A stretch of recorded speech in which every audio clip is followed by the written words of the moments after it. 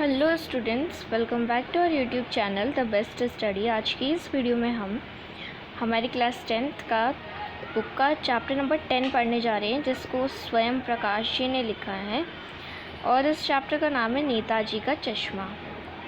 हाँ, ये चैप्टर बहुत अच्छा है क्योंकि जब मैंने इस चैप्टर को पढ़ा था 10th में तो मुझे पता लगा था कि चैप्टर एग्जैक्टली कितना बढ़िया चैप्टर है। So let's start this video. Haldar साहब को हर 15वें दिन कंपनी के काम के सिलसिले में उस कस्बे से गुज़रना पड़ता था। कस्बा बहुत बड़ा नहीं था जिसे पक्का मकान कहा जा सके, वैसा कुछ ही मकान और जिसे बाज़ार कहा जा सके वैसा एक ही बाज़ार था। कुछ ही ऐसे मकान थे कस्बे में। कस्बा क्या होता है, जिसको गांव कह लो। उस गांव में कुछ ही ऐसे मकान थे जो पक्की मिट्टी के बने हुए थे और सिर्फ एक ही बाज़ार था। जैसे हमारे यहाँ पे होते हैं ना, कभी अलग अलग बाज़ार, मतलब तरह तरीके के बाज़ार लगते, कोई सोम बाज़ार, कोई मंगल बाज़ार, कोई बुध बाज़ार, इस तरीके से। तो वहाँ पे एक ही बाज़ार लगा करता था। कस्बे में एक लड़कों का स्कूल और एक लड़कियों का स्कूल, एक सीमेंट का छोटा सा कारखाना, 2 ओपन एयर सिनेमा घर और एक ठो नगर पालिका भी थी। ठीक है, तो ये तो अब सब पूरा समझ में आ गया कि जिस भी कस्बे से हालदार साहब जाया करते थे उस कस्बे में क्या क्या था, वो सारी चीज़ें हमने रीड आउट कर ली। ऑलराइट, आगे बढ़ते। नगर पालिका थी, कुछ ना कुछ करती भी रहती थी। जो नगर पालिका थी वो कुछ ना कुछ करती भी रहती है। कभी किसी की सहायता करना, कभी किसी की सहायता करना। ठीक है, कभी कोई सड़क पक्की करवा दी, कभी कुछ पेशाब घर बनवा दिए, कभी कबूतरों की छतरी बनवा दी, तो कभी कभी सम्मेलन करा दिया। इसी नगर पालिका को किसी उत्साही बोर्ड या प्रशासनिक अधिकारों ने एक बार शहर के मुख्य बाज़ार के मुख्य चौराहों पर नेताजी सुभाष चंद्र की एक संगमरमर की प्रतिमा लगवा दी। तो अब क्या हुआ, जो नेताजी सुभाष चंद्र बोस थे उनकी प्रतिमा क्या होता है, प्रतिमा का मतलब होता है मूर्ति, जो है कहाँ लगवा दी, शहर के मुख्य बाज़ार के मुख्य चौराहे। चौराहा क्या होता है, जहाँ से 4 राहें मिल रही होती है उसे चौराहा कहते हैं। ठीक है, यहाँ भी रास्ता, यहाँ भी रास्ता, यहाँ भी रास्ता और यहाँ भी रास्ता। ठीक है, इस तरीके से, तो उसे चौराहा कहते हैं। तो वहाँ पर नगर पालिका के किसी उत्साही बोर्ड या प्रशासनिक अधिकारी ने क्या किया, सुभाष चंद्र बोस जी की मूर्ति को चौराहे के, बाज़ार के मुख्य चौराहे के बीच में लगा दी, जो कि संगमरमर से बनी हुई थी। ठीक है, संगमरमर को इंग्लिश में मार्बल भी बोलते हैं। ऑलराइट, तो मार्बल से बनी हुई एक प्रतिमा बनवा के और चौराहे के बीच लगवा दी। ये कहानी उसी प्रतिमा के बारे में है, बल्कि उसके भी एक छोटे से हिस्से के बारे में। जैसे ये प्रतिमा है, तो उस प्रतिमा के हम छोटे से हिस्से को आज इस चैप्टर में पढ़ रहे हैं। ठीक है, पूरी बात तो पता नहीं, लेकिन लगता है कि देश के अच्छे मूर्तिकारों की जानकारी नहीं होने और अच्छी मूर्ति की लागत अनुमान और उपलब्ध बजट से कहीं बहुत ज़्यादा होने के कारण काफ़ी समय उहापोह और चिट्ठी पत्रों में बर्बाद हुआ होगा।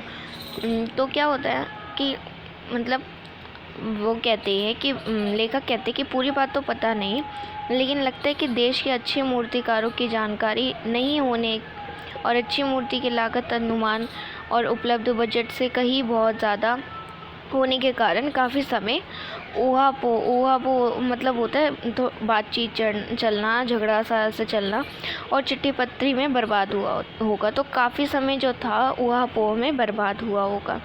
ठीक है, तो यहाँ तक समझ में आ गया। आगे बढ़ते हैं। और बोर्ड की शासनविधि समाप्त होने की घड़ियों में किसी स्थानीय कलाकार को ही अवसर देने का निर्णय किया होगा। तो लेखक जो है बोल रहे कि ऐसे किया होगा, वैसे किया होगा, तो वो उनके बताने का तरीका है। और अंत में कस्बे के इकलौती हाई स्कूल के इकलौते ड्राइंग मास्टर, मान लीजिए मोतीलाल जी को ही ये काम सौंप दिया गया होगा। तो बता रहे हैं लेखक कि जो मोतीलाल जी हैं उनको ये काम सौंप दिया गया होगा। कौन सा काम, अभी हम पीछे क्या पढ़ रहे हैं, मूर्ति बनवाने का, लगवाने का। ठीक है, ये काम सौंप दिया होगा, जो महीने भर में मूर्ति बनाकर पटक देने का विश्वास दिला रहे थे। मूर्ति बनाकर पटक देने का क्या मतलब है? पटक देंगे तो मूर्ति तो टूट जाएगी। पटक देने का मतलब ये है उस काम को पूरा कर लेना, वो काम पूरा हो जाना। मतलब उनके कहने का ये मतलब है कि काम पूरा हो जाएगा, यानी कि मूर्ति बना के पटक दी जाएगी, मतलब काम पूरा हो जाएगा, यानी कि मूर्ति बन जाएगी। उसका विश्वास दिला रहे थे कि हाँ जी, एक महीने के अंदर अंदर मूर्ति बनाकर पटक देंगे, यानी कि मूर्ति बना देंगे। जैसा कि कहा जा चुका है, मूर्ति संगमरमर की थी। टोपी की नाक से कोट के दूसरे बटन तक कोई 2 फुट ऊंची, जिसे कहते हैं बस्ट। कैसे? जैसे कि कहा जा चुका है कि मूर्ति जो है संगमरमर की थी। हाँ, हमें ये पता लग गया जो मूर्ति थी वो संगमरमर की थी। टोपी की नाक क्या होती है? मतलब ऐसे है टोपी, और ये टोपी की नाक से कोट के दूसरे बटन तक कोई 2 फुट ऊंची, इसे कहते हैं बस्ट। ठीक है, मतलब सिर्फ इतनी सी कि यहाँ तक ऐसे कंधा आ गया और यहाँ फिर उनकी शक्ल आ गई, इस तरीके से, बस इतनी सी। तो 2 फुट ऊंची उन्होंने मूर्ति बनवाई। ठीक है, जिसे कहते हैं बस्ट। ठीक है, बस्ट कहते हैं। और सुंदर थी मूर्ति। नेताजी सुंदर लग रहे थे। कुछ मायूस और कमसिन फौज वर्दी में मूर्ति को देखते ही दिल्ली चलो और मुझे खून दो, मैं तुम्हें आज़ादी दूंगा, वगैरह वगैरह याद करने लगते थे। तो नेताजी सुभाष चंद्र बोस जी के दिए हुए 2 नारे तो यहाँ पे दिखाई दिए। दिल्ली चलो उन्होंने नारा दिया था, और दूसरा नारा क्या था? तुम मुझे खून दो, मैं तुम्हें आज़ादी दूंगा। ठीक है, ये उन्होंने नारा दिया था इस तरीके से। तो जैसे ही वो सुभाष चंद्र बोस की मूर्ति को देखते हैं, नेताजी की मूर्ति को देखते हैं, वो उन्हें याद करने लग जाते, उनके दिए हुए नारों को याद करने लग जाते थे। इस दृष्टि से ये सफल और सराहनीय प्रयास था। केवल एक चीज़ की कसर थी जो देखते ही खटकती थी, नेताजी की आंखों पर चश्मा, जो कि नहीं था। यानी चश्मा तो था लेकिन संगमरमर का नहीं था। एक सामान्य और सचमुच के चौड़ा काला फ्रेम मूर्ति को पहना दिया था। तो जब हमें पता है कि पूरी मूर्ति जो है संगमरमर की बनी हुई है, तो चश्मा क्यों वो ही लगा रखा है? हो सकता है चश्मा बनाना ना आया हो, या कोई भी बात हो सकती है। तो उन्होंने वो चश्मा नहीं बनाया, मतलब संगमरमर का चश्मा नहीं लगाया। वो चश्मा सिंपल लगा हुआ था, जैसे हम घरों में चश्मे पहनते, बिल्कुल वैसे लगा हुआ था। हालदार साहब जी पहली बार इस कस्बे से गुजरे और चौराहे पर पान खाने रुके। तब उन्होंने इसे लक्षित किया और उनके चेहरे पर एक कौतुक भरी मुस्कान फैल गई। कौतुक भरी क्या होता है? मतलब बहुत खुशी से, बहुत उल्लास भरी मुस्कान फैल गई, मतलब वो देख के ना बहुत खुश हो गए।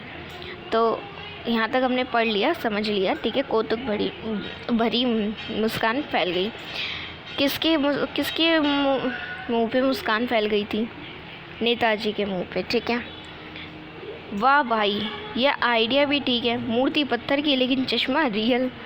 तो किसने कहा? हमारे हालदार साहब ने कहा कि वाह भाई, ये भी आइडिया अच्छा है कि मूर्ति पत्थर की है और चश्मा जो है रियल का लगा रखा है। जीप कस्बा छोड़कर आगे बढ़ गई, तब भी हालदार साहब इस मूर्ति के बारे में ही सोचते रहे। जीप की बात हो रही है यहाँ पे। जीप कस्बा छोड़कर आगे निकल गई थी, पर उनके दिमाग से ख्याल ही निकल रहा था कि मूर्ति संगमरमर की और चश्मा रियल का। और अंत में इस निष्कर्ष पर पहुँचे कि कुल मिलाकर कस्बे के नागरिकों का ये प्रयास सराहनीय ही कहा जाना चाहिए। तो निष्कर्ष क्या होता है? निष्कर्ष का मतलब होता है अंत। ठीक है, निष्कर्ष का मतलब होता है अंत, लास्ट, या फिर ऐसी कोई चीज़ जिसका लास्ट बताया गया हो। कस्बे के नागरिकों का ये प्रयास सराहनीय ही कहा जाना चाहिए। तो जो कस्बे के नागरिक, वो जो चश्मे की बात की जा रही है ना, कि चश्मा कैसा लगाया है, वो कस्बे के नागरिकों के लिए बोल रहे हैं कि किस तरीके से लगाया चश्मा। उनकी सराहना मतलब होता है तारीफ़ की जानी चाहिए। महत्व मूर्ति के रंग रूप या कद का नहीं, उस भावना का है, वरना तो देशभक्ति की आजकल मजाक की चीज़ होती जा रही है। तो यहाँ पे महत्व क्या रखता है, मूर्ति का रंग या रूप, कद, ये सब महत्वपूर्ण नहीं रखता है। वो भावना महत्वपूर्ण रखती है जिसने ये संगमरमर की मूर्ति बनवाई, सारा सब कुछ काम करवाया, मतलब पर उसमें चश्मा जो है रियल का लगवा दिया। वरना आजकल तो देशभक्ति का मजाक बनता है। आपको पता है, थोड़े से कोई देशभक्ति की बातें कर लेगा, अबे चल देशभक्ति की बातें करने में लग रहा है, ये वो इस तरीके से बातें मतलब बनाते हैं। आप सबको भी पता है, ठीक है। तो स्टूडेंट्स, अभी आपका ये क्लास 10th का चैप्टर नंबर 10th भी अभी नहीं कंप्लीट हुआ है, इसका फर्स्ट पार्ट मैंने करा दिया है, ठीक है। तो आपसे रिक्वेस्ट है, please don't forget to subscribe our channel and share this video with your friends. और ये इस वीडियो का फर्स्ट पार्ट है, मैं आपसे मिलती हूँ इसी चैप्टर के सेकंड पार्ट में। तब तक ले चलते हैं, take care and bye bye.